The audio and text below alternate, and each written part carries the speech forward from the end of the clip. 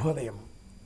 ప్రియాతి ప్రియమైన మా ప్రేక్షకులకు దీపావళి పండుగ శుభాకాంక్షలు, శుభాశీస్సులు. ఆ పరమేశ్వరుడు మనకందరికీ కూడా సకల విధములైన శ్రేయస్సులను, ఆనందాన్ని, ఆరోగ్యాన్ని ప్రసాదించుగాక. ఈనాటి విశేషం దీపావళి. అలాగే శ్రీరామ పట్టాభిషేకం, విక్రమార్క శకం ప్రారంభమైనటువంటి రోజుగా విక్రమార్క శకం.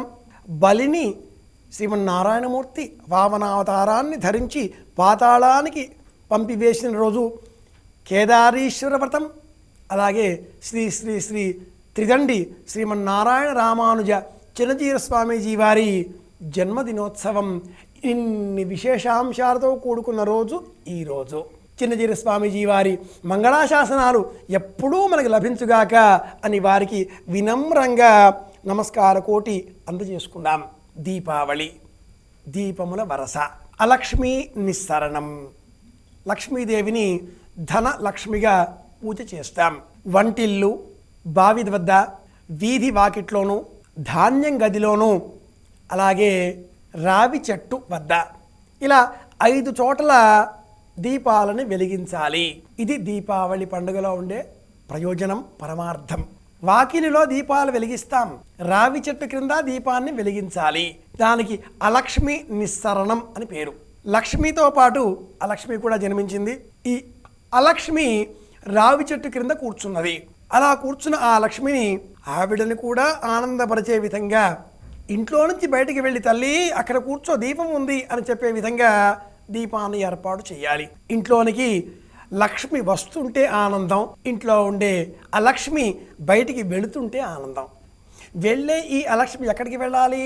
ఇదిగో అక్కడ ఆ చెట్టు కింద కూర్చో అని చెప్పడం, దానికే రావి చెట్టు కింద దీపం అని చెప్పాలి.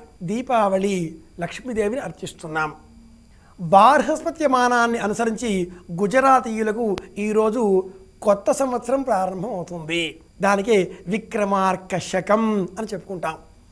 అలాగే లక్ష్మికి ఒక మార్గం చూపించే నిమిత్తమై దీపాలు పెట్టుకుంటాం. పితృదేవతలకు మార్గ నిర్దేశం చేసే విధంగా దీపాలు పెట్టుకున్నాం. లక్ష్మీ పంచాయతనంలో విష్ణువు, ఇంద్రుడు, కుబేరుడు, గణపతి, లక్ష్మి ఈ 5గురు ఉంటారు. విష్ణువు, ఇంద్రుడు, కుబేరుడు, గణపతి, లక్ష్మి ఇలా ఉండే పద్ధతికి లక్ష్మీ పంచాయతనం అని పేరు. ఇందులో ఈశాన్య దిగ్భాగంలో విష్ణువు ఉంటాడు. అలాగే ఆగ్నేయ దిగ్భాగంలో ఇంద్రుడు ఉంటాడు. నిరుడి దిగ్భాగంలో గణపతి ఉంటాడు. వాయువ్య దిగ్భాగంలో కుబేరుడు ఉంటాడు. మధ్యలో లక్ష్మీదేవి ఉంటుంది. ఈశాన్యం విష్ణువు, ఆగ్నేయం ఇంద్రుడు, నైరుతి గణపతి, వాయవ్యం కుబేరుడు, మధ్యలో లక్ష్మి. ఇలా ఉండేదానికి లక్ష్మీ పంచాయతనం అని పేరు. ఈరోజు మనం లక్ష్మీ పంచాయతనాన్ని ఆరాధన చేస్తే అందువల్ల మనకు శ్రేయస్సు, యశస్సు, ధనము, సంపద వృద్ధి పొందుతాయి. శాశ్వతంగా మనం ఆనందంగా ఉంటాం అంటూ సంప్రదాయం చెబుతుంది. లోకం ఒక నియమాన్ని అనుసరించి ప్రవర్తిస్తుంది. ఈ నియమము ఎవరు ఏర్పాటు చేశారు? పరమాత్ముడే ఏర్పాటు చేశాడు. కాలధర్మాన్ని, నియతిని అనుసరించి ఈ క్రమం తప్పకుండా వస్తూ ఉంటుంది. ఎవరైతే పెద్దలు లోకంలో ఉన్నారో వాళ్ళంతా ఒక పద్ధతిని, ఒక ఆచారాన్ని పాటిస్తారు. అలా పెద్దలంతా కూడా పాటించినటువంటి ఆచారం క్రమేణా ధర్మంగా పిలువబడుతుంది. ఆ ధర్మాన్ని మనము అనుసరించాలి. 26,800 సంవత్సరాలకు ఒకసారి ఈ భూమి తన అయనాంశ రేఖను మార్చుకునే విధంలో నరక నక్షత్రాన్ని విడిచిపెట్టి కొత్త కాంతులతో ధ్రువ నక్షత్రం ఆధారంగా మార్గాన్ని 1 డిగ్రీ అంటుంది జ్యోతిష శాస్త్రం. అలా మరల్చుకోవడానికి మార్పుకు ప్రతీక ఈ పండగ. అందుకే దీనికి దీపాల వరుస, దీపావళి అని పేరు. కనుక ఈరోజు మనం దీపావళి పండుగను ఆనందంగా అందరితో కలిసి ఆటపాటలతో సంతోషంగా నిర్వహించుకుందాం. కొత్త అల్లుళ్ళు, మతాబాలు, చిచ్చుబొడ్లు, కాకర పువ్వులు ఇలా కాంతులతో ఆనందం కలిగించే విధంగా ఈ సాయంత్రాన్ని సంతోషంగా గడుపుదాం.